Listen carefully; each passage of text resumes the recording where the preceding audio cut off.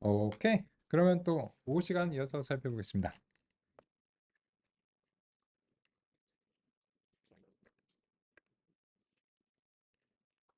우리는 결정 트리를 알아보고 있는데요. 이 결정 트리를 이제 먼저 살펴보는 이유는 첫 번째로는 직관적이죠.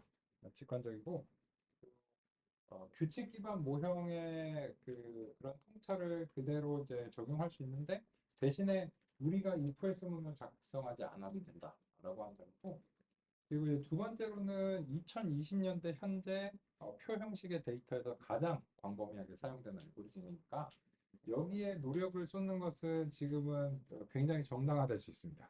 무조건 노력해야 되는 이제 알고리즘이고, 그래서 많은 경우에 그 표 형식의 데이터를 상대하시면 이제 이 결정 트리 알고리즘으로 어, 상대하실 가능성이 대단히 높습니다. 뭐 반드시는 아니지만요.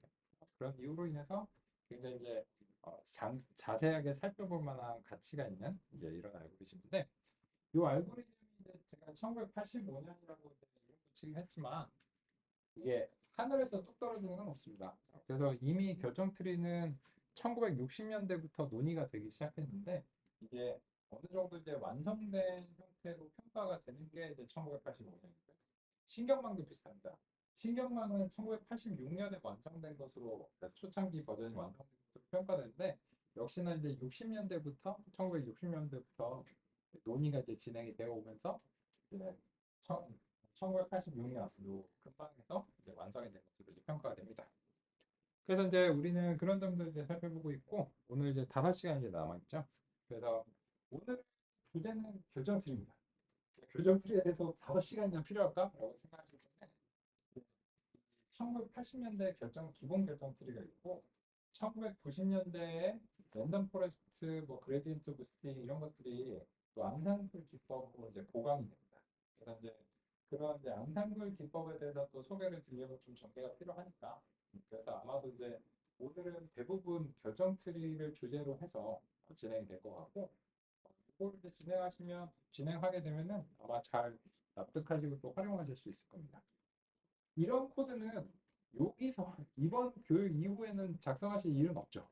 이건 그냥 원리의 이해. 어제 KNN 구현하듯이 원리의 이해를 그냥 말로만 들으면 재미없잖아요.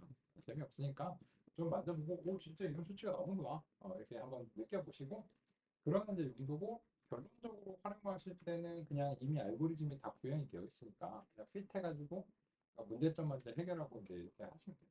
이제 이런 코드에서는 그냥 크게 부담 느끼지 마시고, 다만, 이제 교재에서는 이런 내용은 없어요. 그냥 뭐, 이렇다 하고 이제 대략적으로 이제 소개를 이제 드리고, 하여튼 써보자. 뭐 이런 이제 느낌이죠. 왜냐면 교재가 입문서를 지향하거든요. 입문서.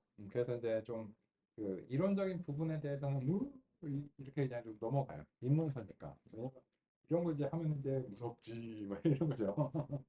그러면 이제 사람들이 막 닫아버리니까.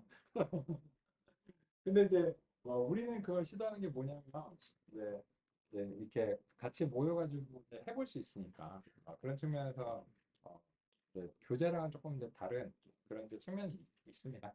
그렇고요. 그렇게 해보겠습니다. 그럼 이제 이번 시간에는 결정 TV의 동작 원리가 사실 이번 시간에 이제 사실상 오리지널 버전은 완료가 될 것 같고요. 그래서 이제 이런저런 뭐 데이터셋으로 이제 실험해보고 평가해보고 이런 걸로 이제 이번 시간 보내게 될 것 같고 아마 다음 시간에는 이제 90년도로 넘어가게 될 것 같아요. 90년도 이제 앙상블 기법에서 뭐 랜덤 포레스트 뭐 이런 것들을 이제 소개해드리기 시작할 거고 그래서 이제 지금 랜덤 포레스트는 뭐 머신러닝 경영대회나 이런 데서 그 상을 많이 받은 알고리즘이거든요. 요새도 많이 사용되고. 그래서 그런 것들을 이제 살펴보실 겁니다. 그리고 그러면 이제 선형 이제 회귀와 이제 선형 모델 이런 것들은 이제 내일의 주제가 되겠네요. 그래서 이제 내일은 이제 결정 트리까지 알아봤는데 이제 선형 모형으로 시작해서 딥러닝으로 가는 이제 길로 보겠습니다. 근데 딥러닝까지 끝까지 가진 못할 거예요. 왜냐하면 이제 우리 5일 과정에서는 딥러닝에 포함하지는 않고 있거든요. 하지만 선형 모형에서 출발하면은 딥러닝이 이제 목적까지 갈 수 있습니다. 그리고 나서는 이제 필요하신 경우에는 이제 다음 딥러닝 과정들에서 이제 논의를 이제 드리고 있는데 예를 들어서 우리 선생님께서 이제 주신 논의, 뭐 영상이라든지 뭐 시계열 데이터라든지 이런 것들을 이제 딥러닝을 이제 적용하는 것과 관련해서 이제 상이 드려야 돼요. 그죠? 그래서 거기서의 이제 데이터들은 이제 우리처럼 1차원의 벡터 형식을 좀 이제 넘어서거든요. 그래서 뭐 3차원 뭐 이제 저 고차원의 이제 데이터인데 그러면 이제 거기에 맞춰서 이제 딥러닝을 왜 해야 될까? 뭐 이런 점들도 이제 살펴보겠습니다. 오케이. 대략적으로 이제 말씀드렸고 그러면 이제 요번 시간을 한정해서 결정 트리의 이제 나머지 이론을 알아보겠습니다. 그래서 이 지금 이제 논의드리는 것은 결론적으로는 결정 트리가 이제 왜 그렇게 동작하는가 뭐 이런 측면이고 슬라이드 어디 갔니? 아, 여기 있구나. 왜 거기 있니? 그래서 이제 이런 것들은 이번 기회에 한번 해설을 이제 받아보시고 별거 아니구만 뭐 이렇게 이제 느끼시는 정도로 보시면 될 것 같습니다. 아까 이제 뭔 얘기하고 있었냐? 이제 그러니까 화면 이제 모니터 화면 좀 바뀌다 보면 좀 이렇습니다. 다시 한번 껐다 키면 되고요. 자, 아까는 이제 결정 트리가 오케이 if else 문을 만드는 건 알겠는데 근데 어떻게? 하필이면 왜 거기서 쪼갰어? 그리고 만약에 다른 지점이 있다면 그러면 어느 게 더 낫다는 걸 어떻게 평가할 거야? 이런 점들에 대한 원리를 이제 살펴보고 이제 있었습니다. 그래서 이제 그것에 이제 근거가 되는 것이 이제 정보의 이제 분포를 통해서 정보 엔트로피 이런 것들을 이제 뽑는다라고 하는 것이었습니다. 이 정보 엔트로피의 공식이 어떻게 발생했는가는 아직 논의를 안 드렸지만 어쨌든 결과론적으로는 저렇게 이제 됐고 그렇습니다. 그러면 이제 정보 엔트로피라고 하는 이 공식에서 정보 엔트로피가 도대체 뭔가 그런 점에 대해서 이제 개념적으로 이제 소개해 드리겠습니다. 야, 이런 거를 저기 점심 먹고 와서 하면 어떡하냐 이렇게 생각하실 수 있는데요. 점심 먹고 왔으니까 딱 좋은 시간입니다. 왜? 이게 내가 지금 위장에 피가 몰려 있어서 이게 정확하게 안 들어온다. 상관없어요. 이거를 정확하게 잘 모르셔도 그 이제 뭐 결정티를 쓰시거나 이런 응용에서는 별 상관없거든요. 그래서 이거는 그 실제로는 수학적인 배경이 이제 있지만 이제 유튜브에서의 그 교양 동영상 같은 이런 느낌으로 이제 조금 흘려서 보셔도 상관없어요. 그래서 하지만 이제 궁금하신 경우를 대비해서 저런 대략적으로 저런 내용이구나. 그리고 내가 혹시 관심 있다면 저 정도 좀 깊게 봐야 되겠구나. 그리고 만약에 내가 보고 싶은 부분이긴 한데 지금 좀 집중이 안 돼 하면은 다시 보기에서 어느 지점을 보실 수 있는지를 이제 기억만 해두시면 되겠죠. 그래서 이제 보겠습니다.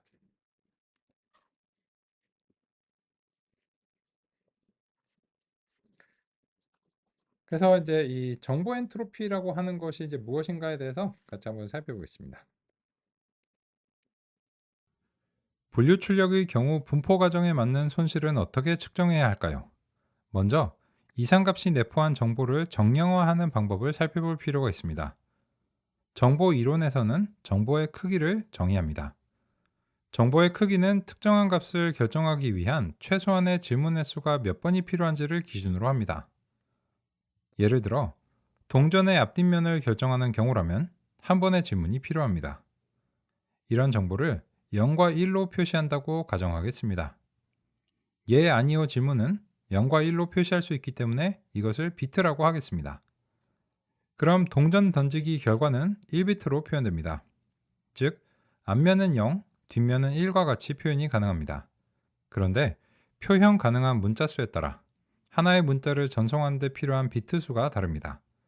만약 ABC와 같은 4개의 결과가 가능하다면 이 경우 최소한의 질문 횟수는 로그 2의 4, 즉 2비트입니다. 각 문자를 결정하는 데 필요한 비트 수를 확장하면 정보량은 문자당 비트의 문자 개수를 곱해 결정합니다. 그럼 10번의 동전 던지기 결과를 전송하는 데 필요한 문자는 10개, 즉 10비트의 정보입니다. A부터 Z까지 영문자 26개 알파벳을 전송해야 하는 경우라면 26의 로그 2를 취한 결과 각 문자당 4.7비트입니다. 그래서 이 10개의 영문자를 전송하는 경우 정보의 양은 47비트라고 할 수 있습니다. 그런데 정보의 크기를 측정할 때 한 가지 중요한 가정이 있는데 가능한 선택들이 모두 같은 확률이라는 것입니다. 동전 던지기의 경우에는 문제가 없지만 모든 경우가 그렇다고 할 수는 없습니다.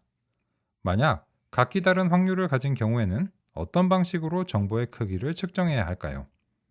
그것은 정보 엔트로피를 통해 각기 다른 확률을 갖는 경우에도 일반적으로 정보의 크기를 측정할 수 있습니다. 이전과 관련해서는 이제 약간 제가 이 서술의 이제 보강을 준비하고 있는데 아직 이제 녹음이 안 돼서 요거는 이제 어, 그냥 이제 말씀으로 이제 전달드리겠습니다.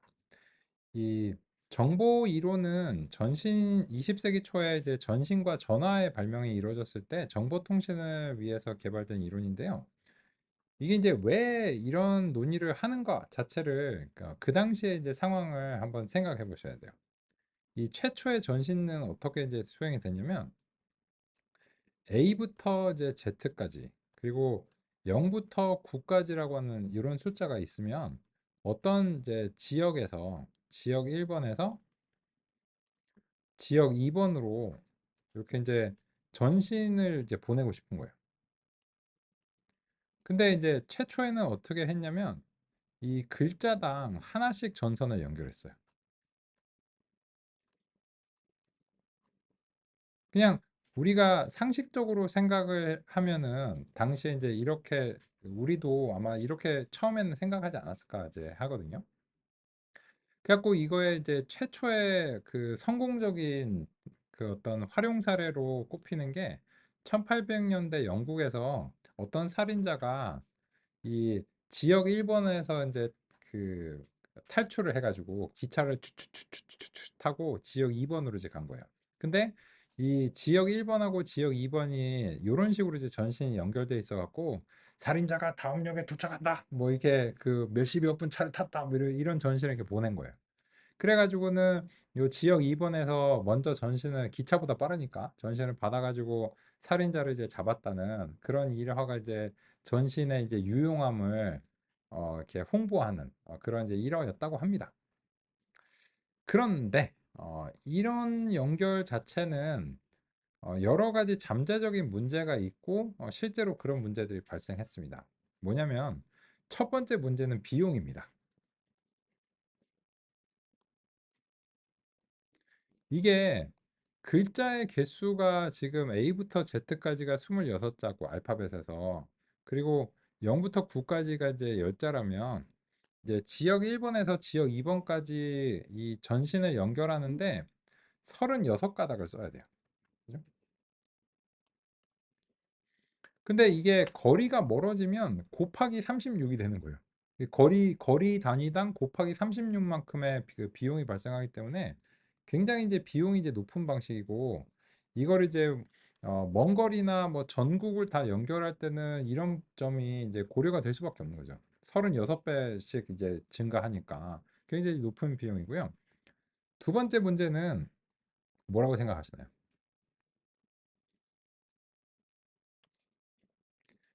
어느 선이 하나 딱 문제가 생겼어요. 그러면은 이 전체적으로 해당 글자가 지속적으로 안 들어옵니다. 그죠? 그래서 이게 유지보수의 문제가 상당히 큽니다. 그냥 다른 거는 이제 다 되는데 요 하나 딱 끊어지니까는 어느 글자가 지속적으로 안 들어오는 거예요.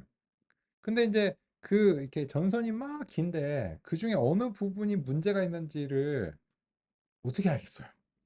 그러면 이제 통째로 이거를 갈아야 되는데 나머지 멀쩡한 전선들을 다 통째로 갈아치우면은 비용이 굉장히 높죠.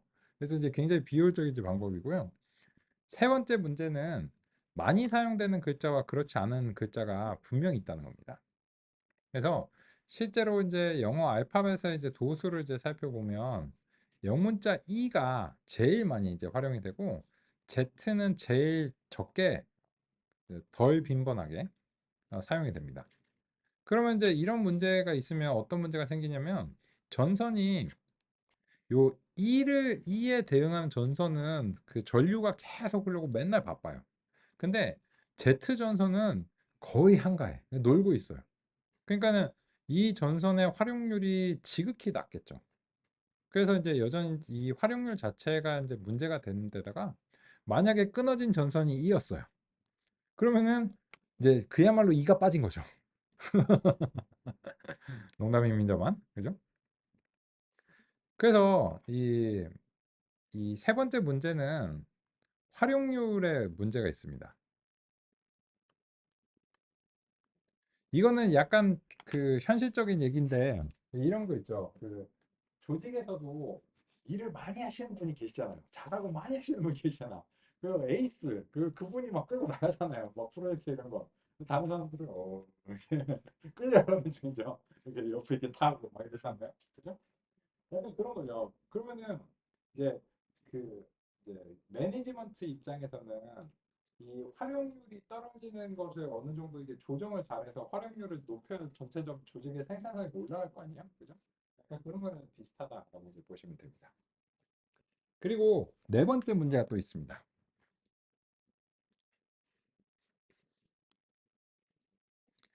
이 네 번째 문제는 치명적인 문제입니다. 이런 것들이 뭐 다 이제 감당할 수 있다라고 해도 이 네 번째 문제는 뭐냐면 이 글자 순서의 이제 문제입니다. 이게 왜 문제가 생기냐면 한번 생각해 보세요. A부터 Z까지 0부터 9까지 36개의 피아노 같은 건반이 있어서 이 건반을 이렇게 누르면 그 글자가 보내진다고 한번 생각해 볼게요. 그래서 A, B, C, D 뭐 이렇게 딱 치면 되는데 이 마음이 바빠요. 이 보내는 쪽은 지금 뭐 예를 들어서 뭐 주식 투자자에서 지금 빨리 엔비디아 사 이렇게 보내고 싶잖아요. 그죠? 근데 그걸 이제 보내고 싶은데 그러면 건반 엄청 빨리 누르겠죠. 그거 뭐 몇 주에 얼마 사 이렇게 보내는데 그렇게 보내면 이 반대쪽에서는 어떻게 될까요? 예를 들어서 이 글자별 전선이 연결된 데에 대해서 이렇게 불빛이 이렇게 켜진다라고 이제 생각해 보시면 이게 거의 동시에 여러 글자가 한꺼번에 켜질 수 있어요. 저쪽에서 너무 막 마음이 급해서 빨리 보내니까. 근데 글자는 되게 순서가 중요하거든요. 그러니까 이렇게 얘기하는 거죠. 야, 뭔 소리인지 모르겠어. 한 자씩 일정한 간격으로 입력해. 그러니까 독수리 타법을 입력을 하라는 거예요. A, MB자니까 N 하고 한 번씩, V 한 번씩, I 한 번씩 이런 식으로 보내니까 보내는 쪽은 마음이 터지는 거죠. 그럼 이쪽에서 이제 글자 이제 요 켜질 때마다 이렇게 하나씩 받아주는 거예요. 그래서 저쪽은 막 빨리 보내고 싶은데 저쪽에서는 동시다발적으로 막 켜지니까 이게 뭔 소리인지 모르겠는 거예요. 그래서 이렇게 이제 되니까 이제 안 되겠는데? 라고 해서 좀 다른 방법이 필요하다라고 하는 점이 이제 됐고, 근데 어떻게 해야 될지 몰랐어요. 그래서 수학자들한테 이걸 맡겼거든요. 이게 상금을 걸고. 그래서 이 문제를 해결해야 된다. 비용도 낮춰야 되고 여러 가지 이제 그 문제가 있는데 이 문제 이제 해결해야 되는데 그래서 어느 수학자가 이 문제를 이렇게 해결한 거예요. 그러면 이거를 A부터 Z까지 0부터 9까지 각각 하나씩 하면은 활용률이 너무 떨어지니까 요거를 그냥 전선 하나로만 이렇게 만들자. 그리고 나서는 여기서 뚜, 뚜, 0과 1로 이제 표현될 수도 있는 이런 형태의 그 이진법의 신호로 이제 보내자라고 이제 고안한 거예요. 근데 그렇게 되면 여기서 이제 어떤 점이 연상이 되어야 되느냐? A부터 Z까지의 정보를 보내기 위해서는 0과 1의 조합이 최소한 몇 개를 보내야 하나의 A부터 Z, 이제 A부터 Z라는 문자를 표현할 수 있을 것인가? 라고 하는 이제 그런 문제가 이제 생기게 됩니다. 그래서 제가 이렇게 말씀드립니다. 예를 들어서 그 글자의 숫자 집합을 어휘라고 할게요. 어휘가 두 개예요. 동전의 앞면 아니면 뒷면. 그러면은 이런 경우에는 0을 보내거나 1을 보내는 것만으로 해결이 됩니다. 짧은 거 아니면 긴 거. 안 보낼 수 없죠. 0이라고 안 보내면은 신호가 안 오니까 짧은 건 0이라 치고 뭐 긴 건 1이라 칠게요. 그래서 뚝뚝 이렇게 해가지고 보내면 이거는 이제 한 번만 신호를 딱 받으면은 긴 거냐 짧은 거냐에 따라서 이 앞면이냐 뒷면이냐의 신호를 받을 수 있는 거예요. 근데 A부터 Z까지를 그 글자를 결정을 해야 되는데 그 경우에 한 번에 0과 1로 전송이 가능하냐 안 되죠. 그거 안 되죠. A 예를 들어 1을 할당하면 뭐 B는 0이겠죠. 그죠? 뭐 A가 0이고 B가 1이고 뭐 하여튼 그런데 나머지 글자 그죠? 그러면 이제 어떤 방식이 있을까요? 26개의 글자를 할당한 방식 있죠. 그죠? 그래갖고 이제 그 한 번 뚜 하면 A, 두 번 뚜 하면 B, 세 번 뚜 하면 이제 C. 이렇게 하면은 총 26개의 신호가 이제 전달돼요. 근데 이것도 문제가 있죠. 어떤 문제가 있냐?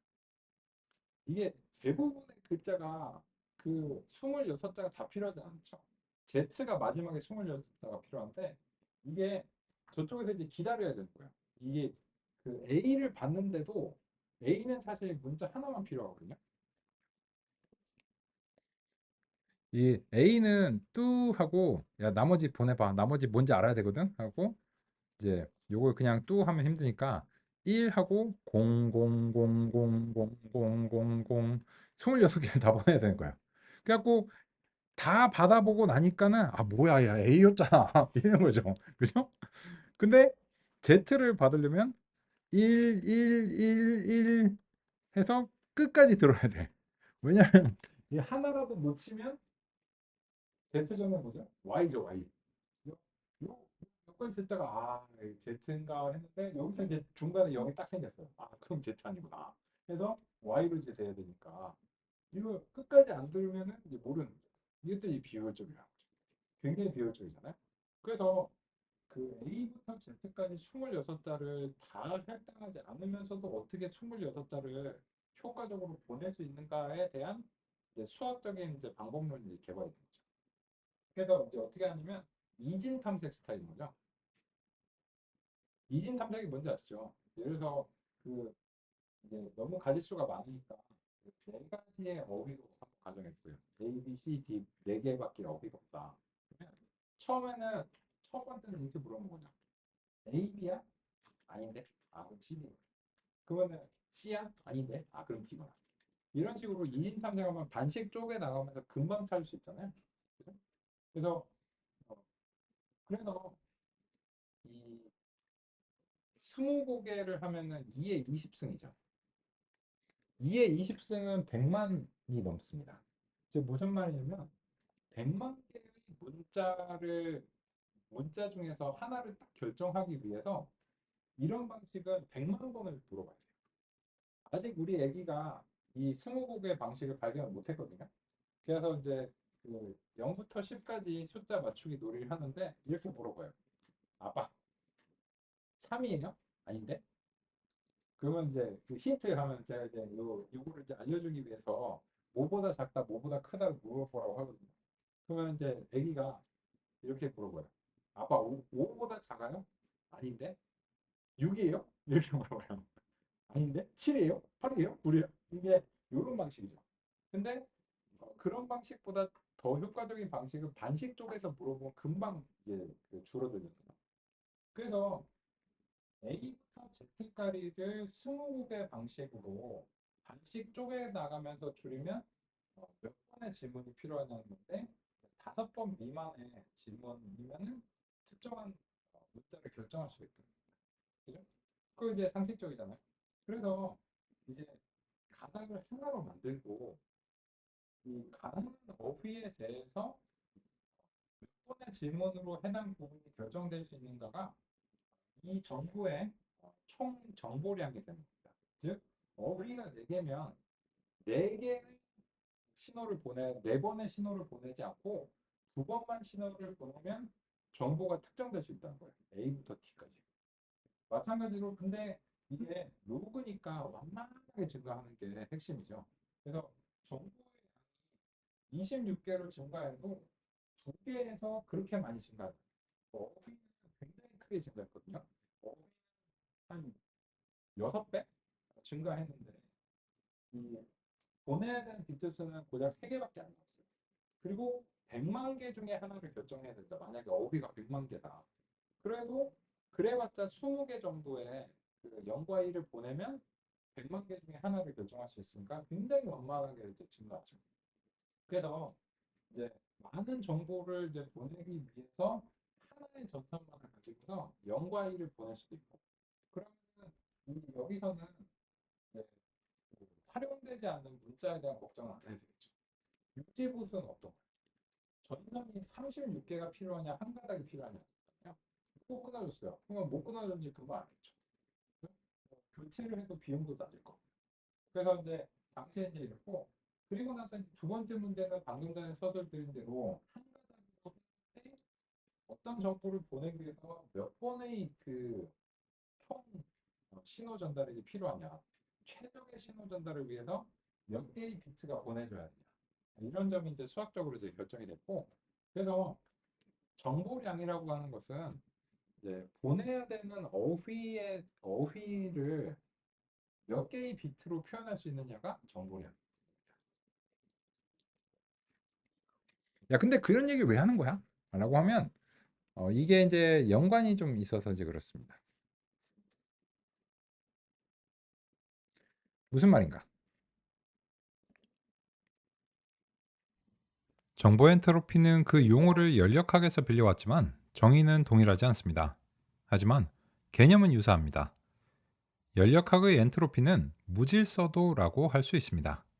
무질서도가 높을수록 예측력이 떨어집니다.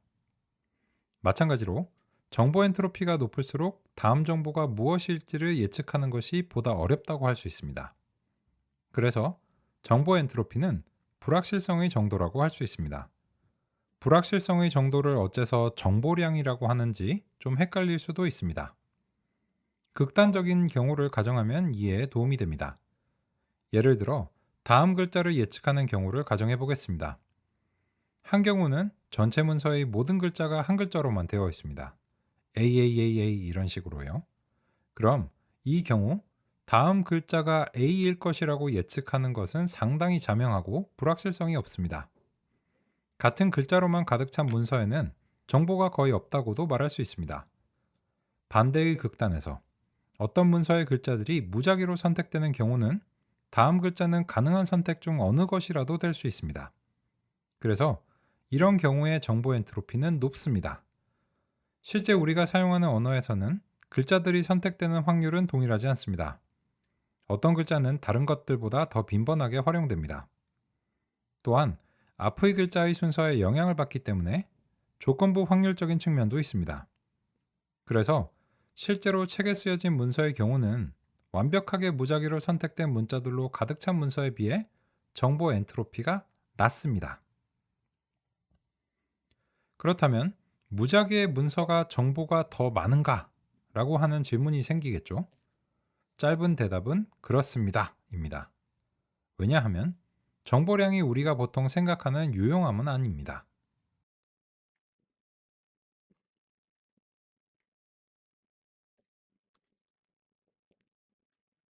이 이론을 이해하시는 것은 결정 트리의 방식을 이해하시는 것에도 당연히 그 직접적인 연관이 있는데, 또한 신경망이나 그리고 선형 모형에서도 분류에 대한 손실을 측정할 때 이 정보 엔트로피를 근거로 하기 때문에 결정 트리에만 국한된 논의가 아닙니다. 그리고 뭐 신경망 이제 분류 출력의 손실 함수를 뭐 교차 엔트로피 오차 이런 걸로 설정을 하는데, 그때의 교차 엔트로피 오차가 바로 이제 정보 엔트로피를 이제 근거로 하고 있습니다.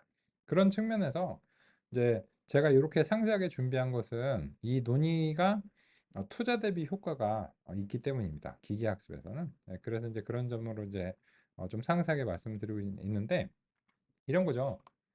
뭐 이미 드리고 싶은 말씀을 드렸는데, 예를 들어서 글자가 다 A예요.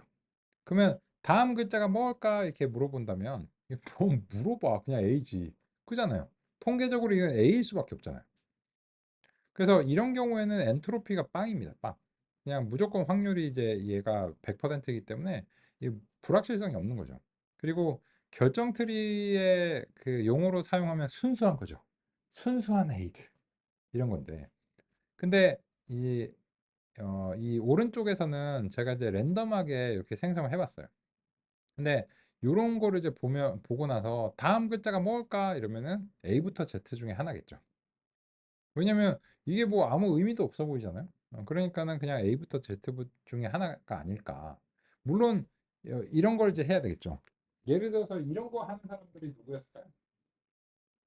그 1940년대 막 그 배경으로 한 뭐 전쟁 영화들 보면은 독일군의 이니그마 암호를 막 해독하기 위해서 막 요거에 뭐 빈도수를 막 세고 막 그러잖아요. 약간 이제 이런 거죠. 그래서 이제 그런 여기서 이제 자주 등장하는 글자가 몇 번인지를 이제 해가지고 아 이게 빈번하게 등장하니까 아마 이거를 2로 하지 않았을까? 뭐 이런 식으로 이제 하는 거죠.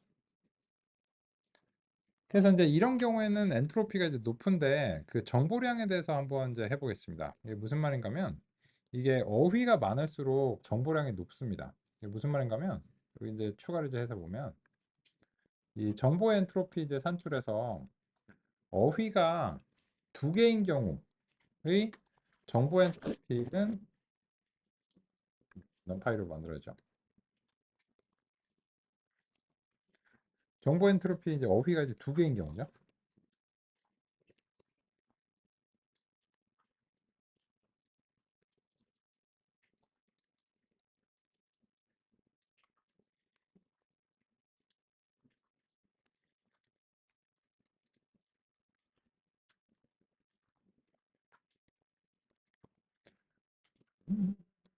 괄호쌍이 어디서 안 맞냐?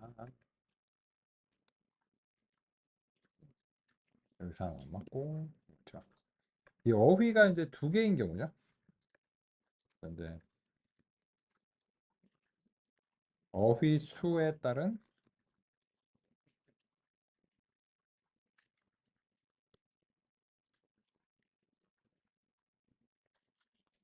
최대 정보량. 그러면 이제 이 경우에는 그래서 이제 0과 1 중에서 어느 게 될지 모르는 거예요. 그죠? 그런 경우에 이제 2분의 1, 2분의 1이죠.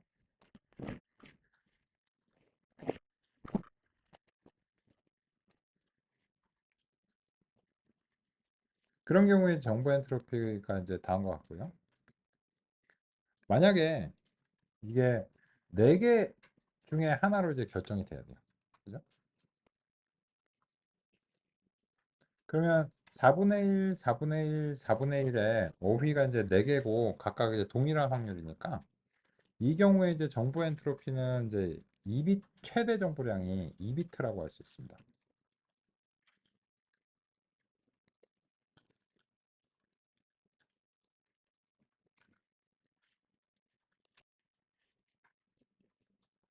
그리고 이제 어휘의 개수가 많아지면 많아질수록 그 최대 정보량 자체가 증가합니다.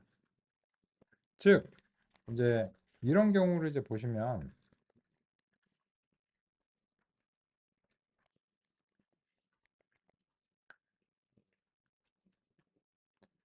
앞면인가 뒷면인가는 그 비트를 하나만 보내면 되는데 A인가 B인가 C인가 D인가를 결정하기 위해서는 최대 2비트가 필요하다는 겁니다.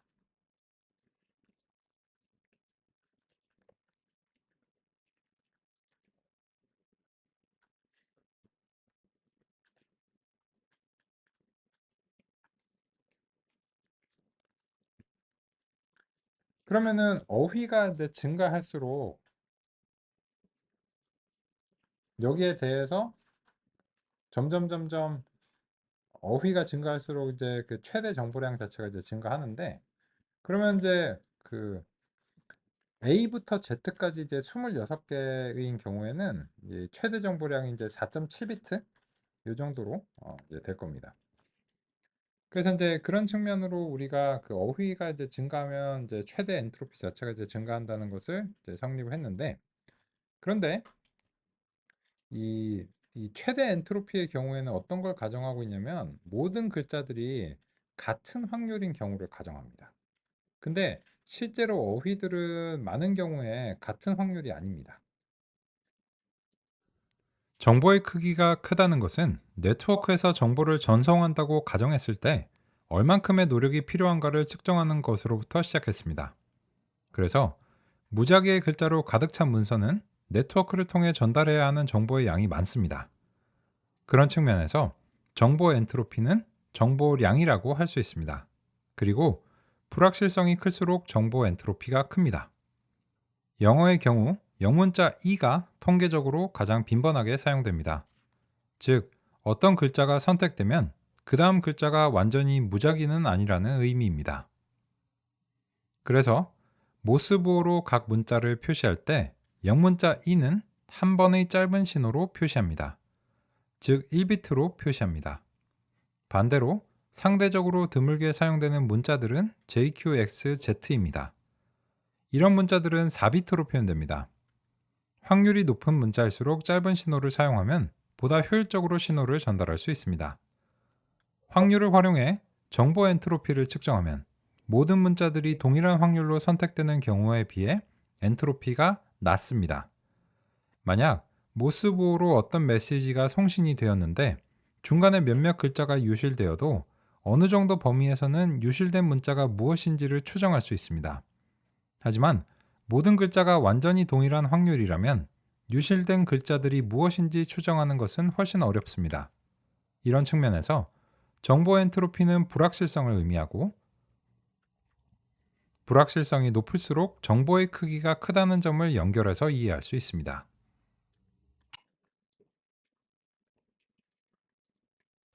정보 엔트로피는 모든 결과가 동일한 확률을 가질 때 가장 높습니다. 날씨 예보와 같은 구체적인 상황을 가정해서 살펴보겠습니다. 어떤 지역의 날씨가 맑거나 눈비가 올 확률이 반반이라고 하겠습니다. 그럼 일기예보에서 맑음 또는 흐림을 예측하게 되면 불확실성을 절반으로 줄이게 됩니다. 이 경우 일기예보의 정보량은 1비트입니다. 그런데 어떤 다른 지역에서는 4일 중 하루 정도만 눈비가 온다고 가정하겠습니다. 그럼 25%의 확률입니다. 두 지역의 사람들에게 일기예보의 정보량이 높은 쪽은 맑거나 흐릴 확률이 50대 50인 지역입니다. 이 지역 사람들은 외출하기 전에 꼭 일기예보를 확인할 것입니다. 반면 두 번째 지역에서는 4일에 한 번 정도만 눈비가 옵니다.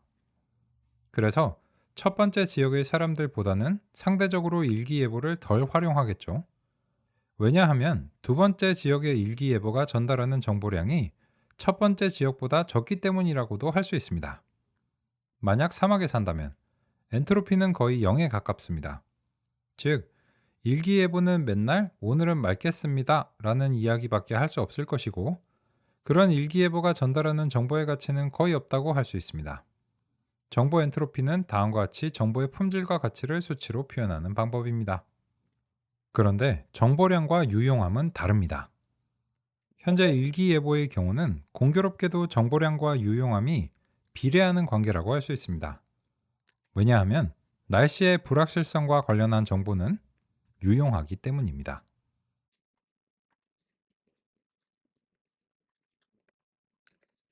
인원일을 왜 하는가와 관련해서는 이 정보 엔트로피의 원래 형태는 이렇게 이제 그 어휘의 이제 개수랑 이제 그 가능한 어휘의 이제 집합을 이제 로그로 이제 변화를 이제 하는 건데요. 그래서 이제 몇 글자를 보내야 되는가, 그리고 현재의 그 정보량이 이제 얼마인가를 이제 측정하는 방식인데 이 경우에 이제 가정이 무엇이냐면 모든 것들이 동일한 확률을 가진다는 가정하에서는 이렇게 계산을 한다는 겁니다.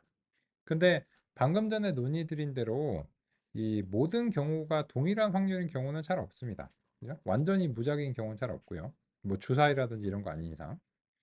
그래서 이제 여기에 대해서 약간 그 확률이 서로 다른 경우에도 측정할 수 있도록 만든 것이 이제 평균 정보량이고 그 평균 정보량을 정보 엔트로피로 정의합니다. 정보의 크기를 예 아니오의 질문을 통해 결정하는 것을 0과 1의 비트로 표현해 측정할 수 있습니다. 이것을 좀 더 일반화하여 가능한 선택들이 각기 다른 확률을 갖는 경우에도 정보의 양을 측정할 수 있는 것이 정보의 엔트로피입니다.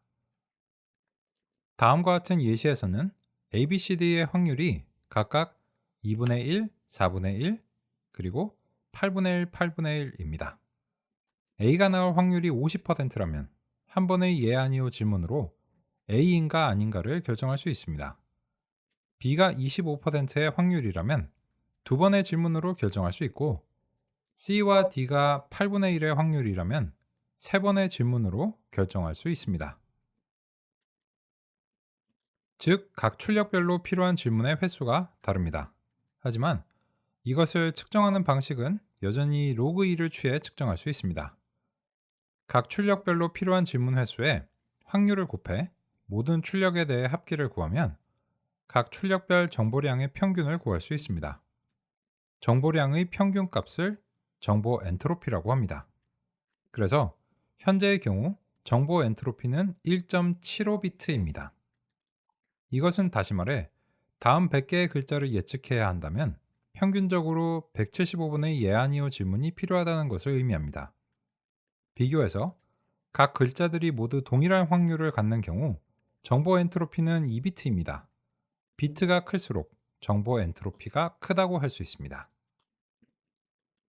그러면 요 수치도 마지막으로 한번 확인해 보고 마무리하겠습니다. 요게 이제 다고요. 그래서 이제 방금 전에 이제 경우 A, B, C, D 네 가지의 이제 최대 정보량이 제 2비트인데 여기에 대해서 이제 최대 정보량인지 아닌 경우를 이제 가정하면 그 정보 엔트로피는 곧 평균 정보량이다 라고 하는 점으로 이제 마무리 말씀드리면 될 것 같습니다. 그래서 이제 보시면 정보 엔트로피 이제 산출을 이제 하는데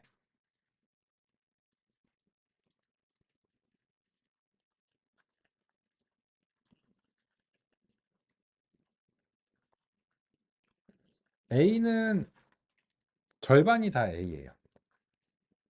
나머지는 4분의 1 B냐 C냐 B는 이제 4분의 1이고 C와 D는 각각 이제 8분의 1, 8분의 1. 어휘가 이제 총 4개인데 이 경우에는 A, B, C, D의 이제 확률이 모두 다 동일한 경우고 지금의 경우에는 A, B, C, D의 확률이 A의 확률은 이제 그 거의 대부분은 이제 절반은 이제 A다 라고 하는데 이렇게 이제 되는 경우 이제 그 같이 살펴보겠습니다. 괄호가 빠졌습니다. 그럼 이제 보시면 이 2비트보다 조금 작은 1.75비트라고 하는 것을 알 수 있습니다.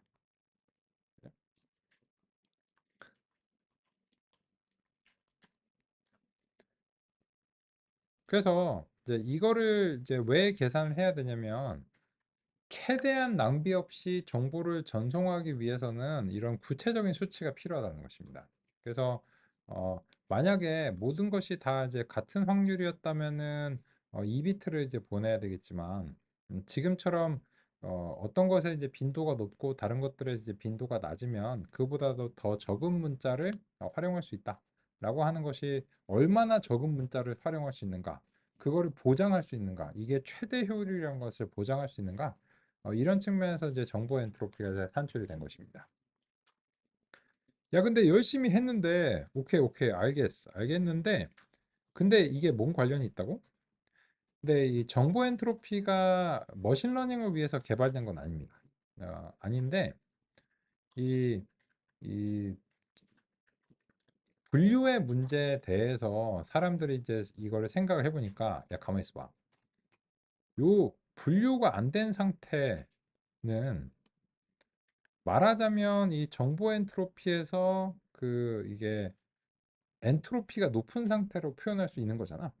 근데 그 이런 상태가 얼마나 좋지 않은가를 이제 표현을 해야 되고 더 나은 상태로 가기 위해서 노력을 하는 과정이 곧 학습이잖아. 이렇게 이제 정의를 한 겁니다. 그래서 이 학습이라고 하는 것은 우리도 너 공부 많이 했어? 이렇게 하면 예, 공부 많이 했어요. 오케이, 그럼 한번 시험 봐보자. 해갖고 수치를 뽑잖아요. 마찬가지로 기계학습 알고리즘도 너 학습했어? 예, 학습했어요. 한번 보자. 이런 거죠. 그래서 이 수치 자체를 어, 더 나은 방식으로 개선할 수 있으면 이게 합의한 수치인 거죠. 오케이, 네가 뭘 어떻게 하는지 그건 알아서 하시고, 근데 결과적으로 네가 분류의 문제에서 엔트로피를 낮췄다. 이러면 저런 거야. 이런 식으로 이제 평가를 하는 겁니다. 그래서 이제 그런 것들이 정립이 된 게 벌써 1950년대입니다. 이제 이 논의가 이미 1950년대에 뭐 결정 틀이랑 그거보다 훨씬 전에 이미 이제 이런 논의 자체가 이제 정립이 이제 됐습니다. 그래서 이제 점심 먹고 그냥 교양 수업 정도로 이제 들으실 만한 내용이라고도 생각하고, 근데 혹시 궁금하셨다면 그런 거였구나 라고 하는 이제 계기로 이제 삼으시길 바라겠습니다. 그래서 이 머신러닝의 어떤 발전사적인 이제 측면에서 사실 이런 부속품들이 이미 알고리즘 이전에 이제 선행을 해야 돼요. 그래서 이제 그 머신러닝과 이제 별도로 그런 알고리즘들이 선행을 했는데, 기계학습이라는 용어, 인공지능이라는 용어가 이제 처음 사용된 시점이 1956년이라고 합니다. 그때 요분들이 모여서 이렇게 단촐하게 이제 모이셔가지고, 야 이제 우리 그 인공지능이라고 부를까? 우리의 모임, 이렇게 산악회, AI 산악회 뭐 이런 거 있잖아요. 그죠? 우리 그 저기 으쌰으쌰 하는데 그 기치가 AI 이런 거죠. 그게 1956년이었어요. 근데 여기서 이제 요분들 중에 요 클라우드 셰넌이라고 하는 분이 방금 전에 소개해드린 그 정보 이론을 이제 만드신 분이에요. 요 이제 해리포터처럼 여기다 H 쓸까요? 그죠? 그래서 이제 이분이 그 인공지능의 초기 멤버예요. 왜 그런가 하면은 이제 정보 이론 자체가 이제 굉장히 중요한 이론이고, 그리고 결국은 인공지능은 정보에 관련된 이론이잖아요. 정보를 어떻게 처리하고 가공할 건가.